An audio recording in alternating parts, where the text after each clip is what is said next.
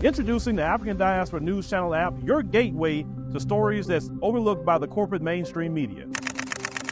And we serve as the voice to the Toba Black community. Here we got Dr. Candace Matthews. A lot of these documents, looking at. We are committed to informing and educating through the power of media. This country is supposed to be about the land of the free for all. It has not been free for black people, and we are tired.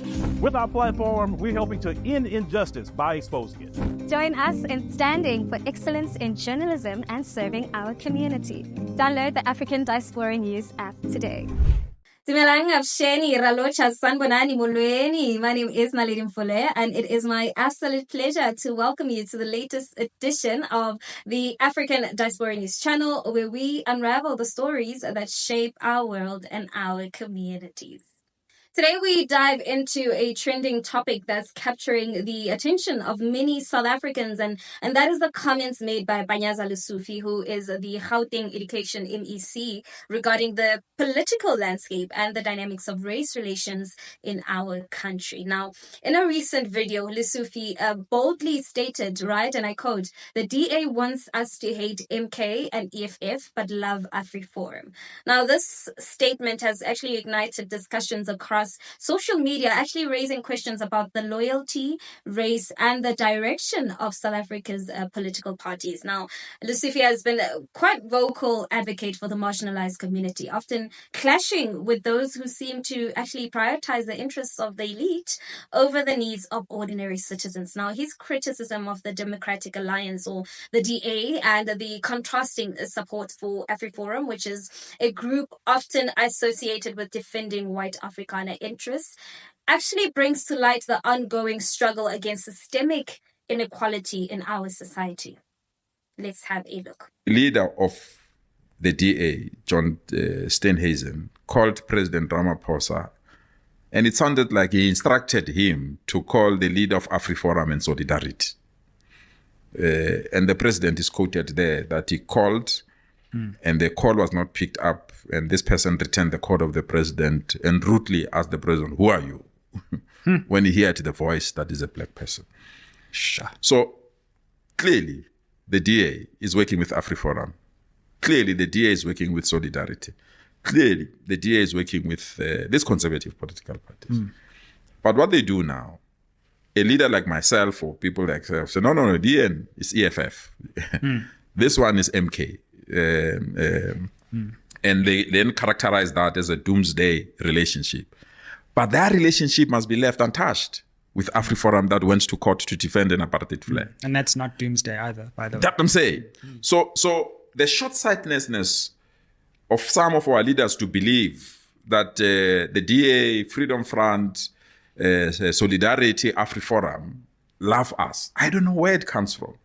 And that if they love us, we must hate EFF, we must hate MK, we must hate other political parties, purely because they feel much better when they are united, and we must feel otherwise when we are divided.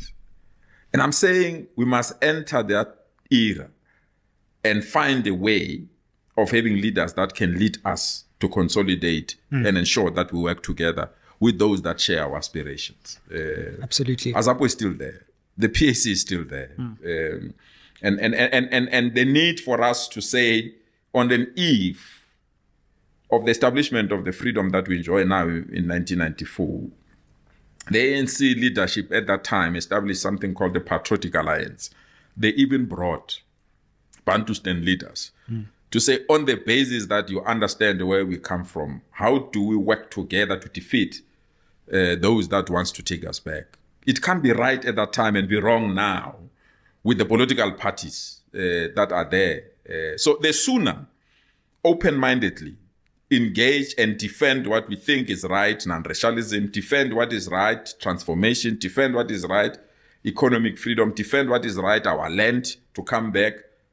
We can't be narrow in our approach and think that those battles can only be fought and be defended only within the ANC. But to remain in government, we'll want these people to assist us to remain in government. The power lies with those that share our ideology, our aspiration, and those that understand the pain and the frustration of our people, the poverty of our people, the unemployment that our people are going through. Now, I believe that Lesufi's comments actually reflect a growing discontent within the ANC, especially among those who actually feel sidelined by leadership that continues to appease white interests. Now, Panyaza Lesufi has actually faced vilification for not conforming to what some perceive as the expectations of leadership in a racially diverse society. Now, unlike some leaders, such as President Ramaphosa and Fikile Mbalula, I mean, Lesufi is seen as someone who is unafraid to actually challenge the status quo. Now, his unapologetic stance actually resonates with many who feel that the ANC has actually strayed from its foundational principles of uplifting the historically disadvantaged.